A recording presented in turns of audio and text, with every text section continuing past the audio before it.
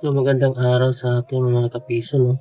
Ang gawin natin ngayon ay kung paano tayo mag-config ng ating VLAN sa ating TP-Link SG1058 para sa ating mga Bindo o mga piso Wi-Fi. So ang ating gagawin ay pupunta tayo sa ating control panel sa network and sharing, then sa ating settings, then right click, properties, and dito sa my internet protocol version 4. So may ginawa ka dito, dapat naka-static yung ating IP address. So okay lang natin yan. Sunod na daw gagawin ay punta tayo sa ating mga browser.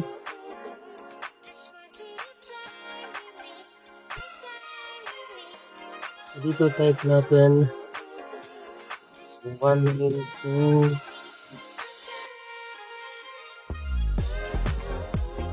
168.01.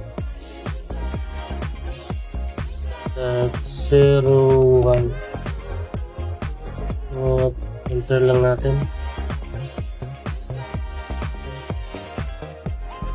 So dito, bago pa to, type natin yung password, admin lang.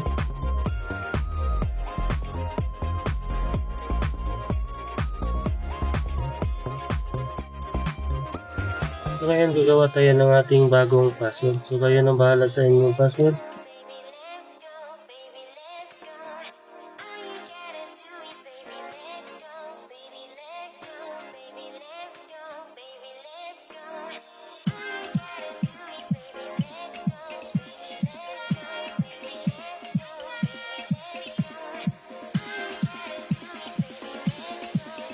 So ayan, dito na tayo sa ating dashboard ng ating TP-Link.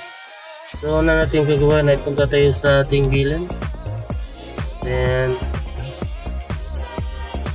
punta tayo dito sa may 8021Q VLAN. Ngayon i-enable lang natin itong VLAN. So apply lang natin.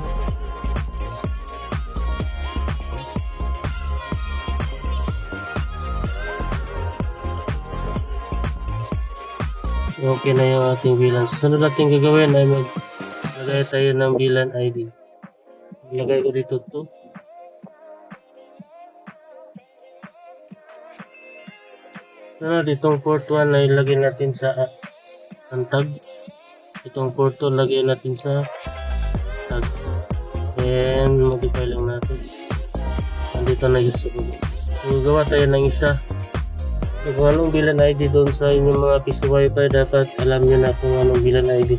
So sa LPB mga bossing ay 13 VLAN 13. So ayan. So sunod natin yung gagawin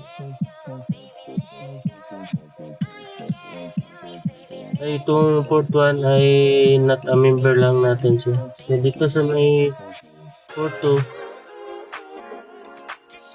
lagay natin siya sa tag. At itong mga tatlong port na to ilagay natin sa untag. So, dito na sila sa baba. So, sunod natin gagawin ay punta tayo sa VLAN 1QP by the settings. Ayan, so gawin natin dito is lagay natin ng 2. So dito sa itong si Porto gagawin natin 2.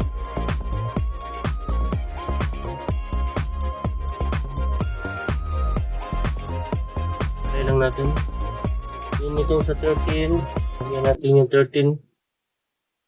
So dito check natin ito. Select natin kung tatlo, then apply. So ayan. Tapos na tayo dyan.